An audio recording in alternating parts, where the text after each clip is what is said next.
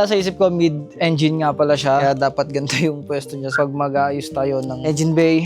First, check natin. Kitang-kita ang kondisyon. Kailangan i-detail. Pakita ko na sa inyo yung mga naabutan natin from dating owner. Madumi lang siya, guys. Hindi naman major yung problema na yun. Kasi kita nyo naman, di ba? From San Jose, Batangas to LB, to Los Baños, Laguna, nauwi natin ng walang problema. Hindi tumataas yung temp gauge, walang lagutok. Though may naririnig akong kapag sa rolling motion, yung may rotational sound. Siguro wheel bearing lang or ayun lang yung concern ko dun sa may driver side sa likod. Sa mga hindi nakakalamit sa 3S GE, second generation engine ng Toyota, which NA siya, 2-liter engine din. So pare-pare sila. Ito yung pinakalimaw na engine ko dito sa garahe namin. Sunod yung sa beams, yung kay Remy, yun nandun pa sa labas.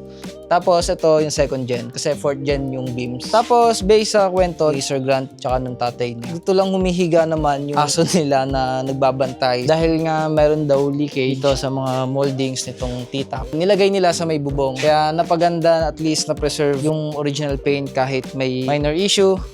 Pero sa nakikita ko, guys, yung scratches na yan, kaya pa namang iwak siguro yan.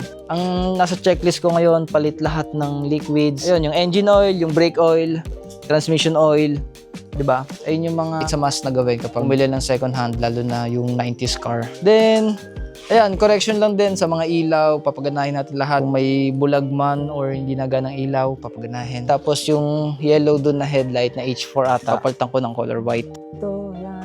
Meron dito parang tanggal to eh. Nakabit na rin. Ayun. Dito, guys, ang problema kasi, nag-auto lock daw kasi siya. Kaya tingin ko, papalitan ko na lang yung module niya. Total, di naman din siya original na. Ayun. Ito niya, di ba? Aftermarket naman din yung lock. Baka kasi ma-accidenting, maiwan natin yung susi, di ba, sa loob, tapos mag-auto lock siya. Yari tayo. Wala pa namang spare key. Tapos, detail sa loob at labas. Tapos, pull down ng carpet siguro. Ayun, yun yung rason kung ba't natin nauwi ito. Hindi ko lang ako yun. Pero anong comment mo? Sa Sa Ford, bumibitaw. bumibitaw yung ano. Kahit nakagat mo na. Sige, ano pang napansin mo, pre? Basta yung sabit no?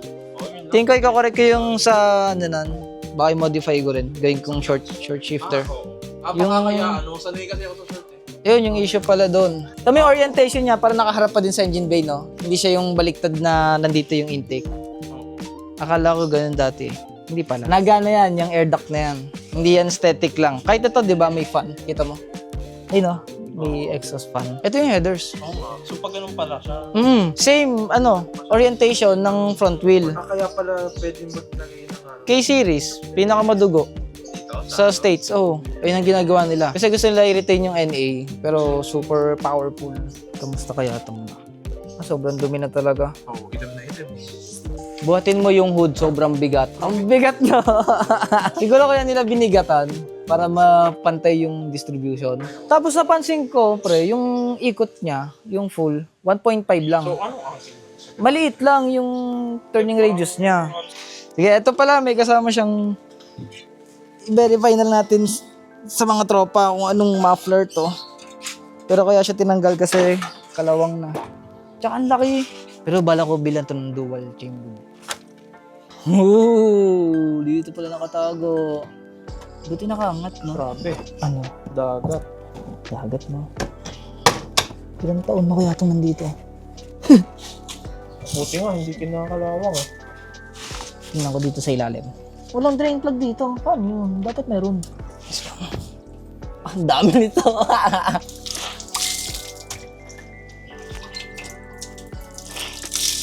Tinanggal ko na muna yung tubig dito sa may trunk kasi magkukos pa siya ng kalawang kapag pinatagal. Tapos baka kasi madama yung ECU. Mahirap maghanap nun. Kaya ayun lang muna ang ginawa ko ngayon. Diba? Unang haplos, unang kalikod ko dito sa MR2 natin. Madami pa tayong gagawin dito. Sobrang dami pa. Kaya guys.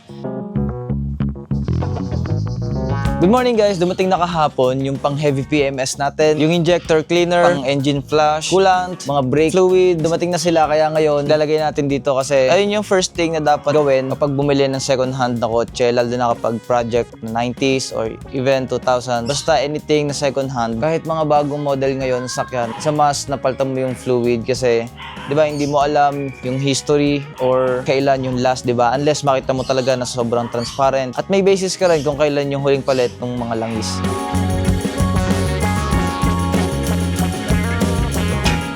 Sobrang itim niya na kaya kailangan ng palitan talaga.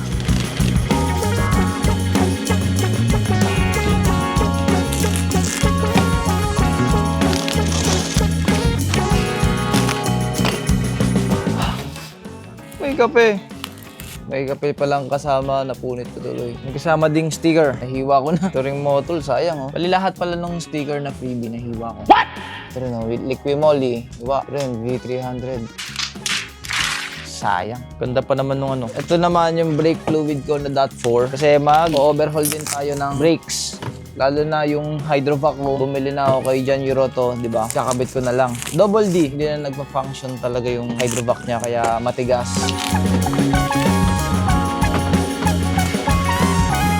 Ito naman, yung mga langis.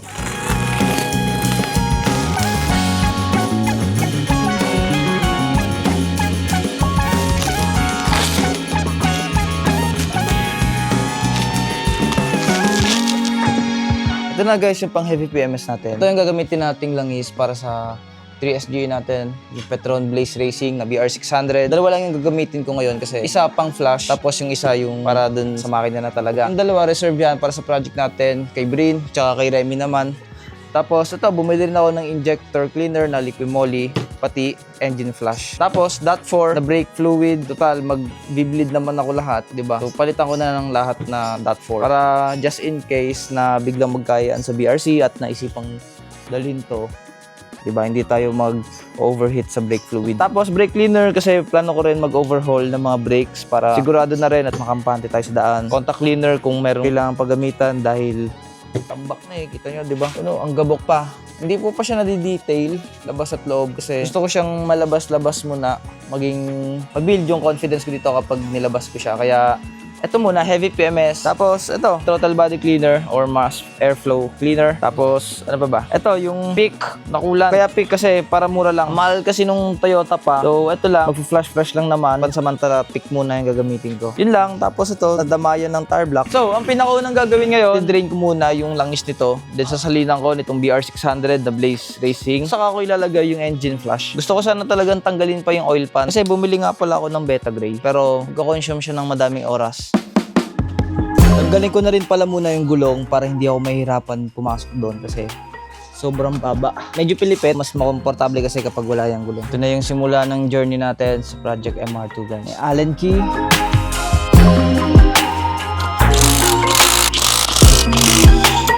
Yun, diba? Sige na hawa kapag wala nito. Ito yung unang beses natin guys na umilalim sa MR2.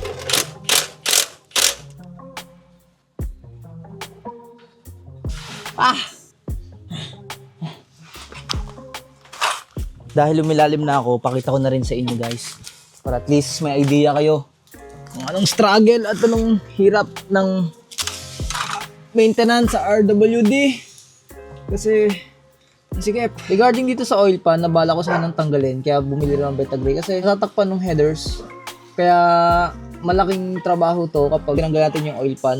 So, sa ngayon, flashing na lang muna ng langis. At least, di ba? Meron din tayong susunod na project dito na dual tip exhaust pipe. Kaya ngayon, dahil nandito na sa ilalim, isilipin ko na. Naiisipan ko din gawan ng headers to, DIY. Tip lang. Then, papapalitan din natin kapag di tayo satisfied or pag palpak yung gagawin natin. Please, mag-accumulate tayo ng experience or ng skills. Gusto ko lang din maranasan yung ginagawa nila ng mga show. Ayun, habang nagsasalita, nakita ko yung axle boot. Tuyo na yan pag ganan, boys. Oh, ito yung gap namin na kapag nasa ilalim ako, most of the time, ganito lang yung space ko kapag mag-maintenance ako dito sa ilalim. Kasi hindi naman pwede dun sa likodan dahil may jack stand.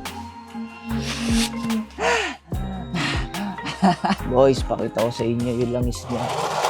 Kita nyo yan! Oh, grabe, ang lagkit. Oh, yung viscosity nito, siguro nasa 30 double yun. Nakaping bara ako na. Ngayon naman, mag-refill na tayo ng langis. Hindi na muna ako magpapalit ng filter. Pagkalagay ko nito, ito namang engine flush. Shoutout, Liquimolly. Baka naman, someday. Good for up to 6 liters of oil. Which, ito kasi 4 liters. Ngayon nalagay na natin yung engine flush, pati yung bagong langis. Tira natin siya ng 15 minutes idle. So, ano pa bang gagawin natin? Ito pala, ilagay na rin pala natin itong injector cleaner na kung saan nilalagay ito dun sa gas tank. Ngayon kasi naka full tank na tong MR2. Saktong-sakto kasi sabi up to 70 liters. For all gasoline engines, contains sufficient to treat up to 70 liters. Yun lang, ilalagay natin siya. Siyempre, unang gagawin, bubuksan yung gas lid. Tapos, sabay tutunggain nyo. Liquid moly, nakakadalawang product na ako sa inyo. Tatayo na ba tayo ng shop? Oh, kinis na nga. Ito nga pala yung ginagawa ni Gab ngayon. Pintab, tol. Shop na yan next time. Ayun, may bakante pa kaming paradahan. Joke lang. Hindi sa amin yan. May bisita tayo doon. Ngayon, iran natin siya idle for 15 minutes. Ayun yung sabi. Nakarekta pa yung fan nyo. Di ba? Ang dami nating ayusin. Kita nyo guys, tingin ko sa alternator sensing unit to. Hingi pa ako ng guide sa mga kapwa kong naka MR2. MR2 Club Philippines, shoutout sa inyo. Sinubukan kong painitin tong cigarette lighter. So bigla pumutok yung fuse. Kaya wala ko ngayong power dito sa head unit ko. Yun lang. Hindi ko pa nga alam kung nasan yung fuse box nito eh. Kakapain talaga, gagapangin natin to. Parang ginawa ko kay Remy. Pinagkaiba, mapapakita ko sa inyo lahat ng pagdadaanan nito. Ito yung very supportive girlfriend ko. Okay. Iwan na natin siya naka-idle.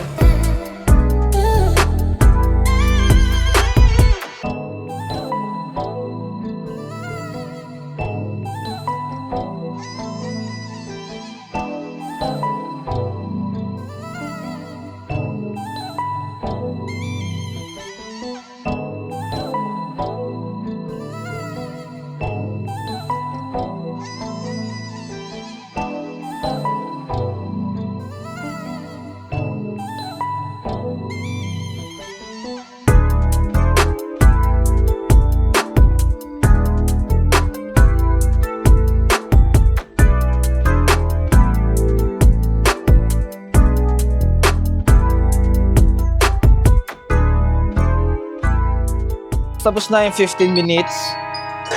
Palamigin ko na lang muna yung makina bago ako mag-drain ulit at mag-refill ng langis. Ito ako ngayon, nasa ibabaw ulit. So, ganito na siguro every twice a year. So, ang next ko naman ay exhibition. Ayun ako.